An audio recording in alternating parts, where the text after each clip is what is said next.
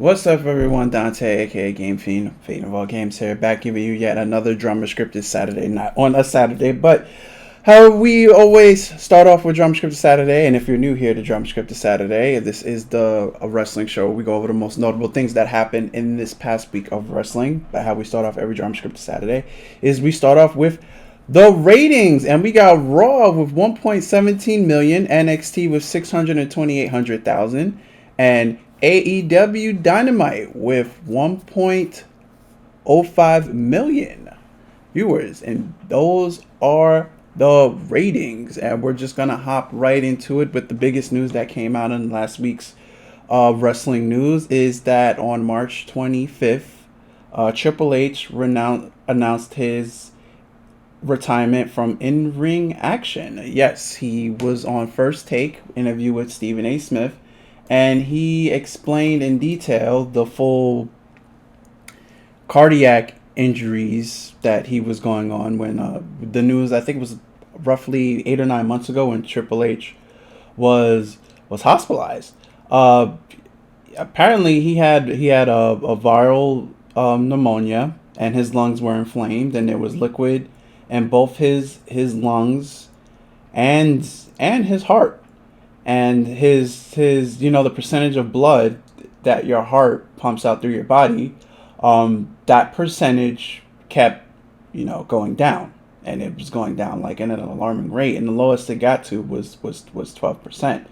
So he was extremely close of dying of heart failure.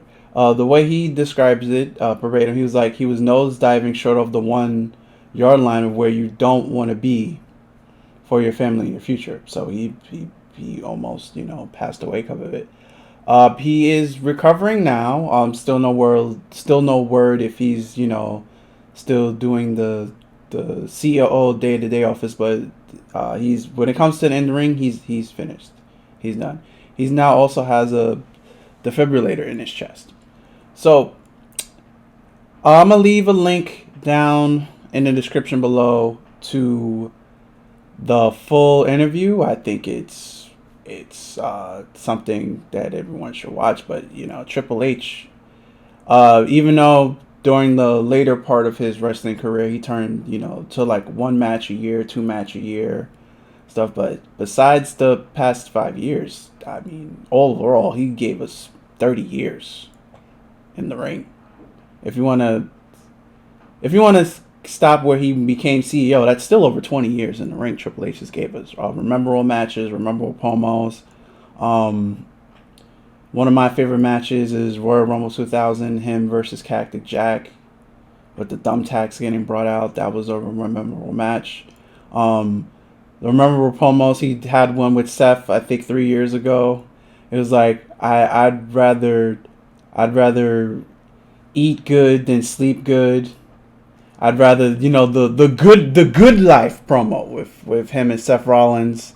The first time he says, "Because I'm that damn good," Triple H really is. It was really that damn good in the ring, and it sucks to see a performer not being able to retire when he wants to retire. So this is one of those things where you're not out of control. So he's at home recuperating, still recovering with with the family. Moving on to a lesser note, let's look at my predictions of this 2-day WrestleMania 38. So we have night 1. I'm just gonna go through my predictions on both nights. So first, this card is not in the order of the matches. I highly doubt this is the order that the card will be. But night 1, April 2nd, we have Becky Lynch versus Bianca Belair. I have Bianca Belair winning. The Mysterios with The Miz and Logan Paul. I have the Mysterios winning. I have the Mysterios winning. Drew McIntyre versus Happy Corbin. I have Drew McIntyre winning. The Usos versus Shinsuke Nakamura and Rick Bogues. I have the Usos. And then we have Charlotte Flair versus Ronda Rousey. I have Ronda Rousey winning that. Then we have night 2, April 3rd. The women's tag team titles. Queen Zelina and Carmella versus Sasha Banks and Naomi versus Rhea Ripley and Liv Morgan versus Natty and Blazer. I'm going with Rhea Ripley and Liv Morgan. I'm going with that tag team, and it's kind of stupid that they did that match on last week's SmackDown with nothing added to it. It's kind of, I don't know, I feel like that was kind of out there for me. I don't know why, but whatever. Johnny Knoxville versus Sami Zayn. I got Johnny Knoxville. Pat McAfee versus Austin Theory. I have Austin Theory. Rated RK Bro versus the Street Profits and Alpha Academy. I have Rated RK Bro. Yeah, believe it or not. Edge versus AJ Styles. I have AJ Styles. And Brock Lesnar versus the Tribal Chief versus the Big Dog, Roman Reigns. Title for title. WWE Championship versus Universal Championship. I have Roman Reigns. So, there you have it. Those are my predictions for WrestleMania. One, I'm just going to say it's going to be interesting WrestleMania. This is not the type of card I'm looking forward to. Keep note that the mid-card titles are not being defended. No Finn Balor, no Ricochet. So WWE was like, fuck the mid-card titles. You know, who needs them? As that meme goes.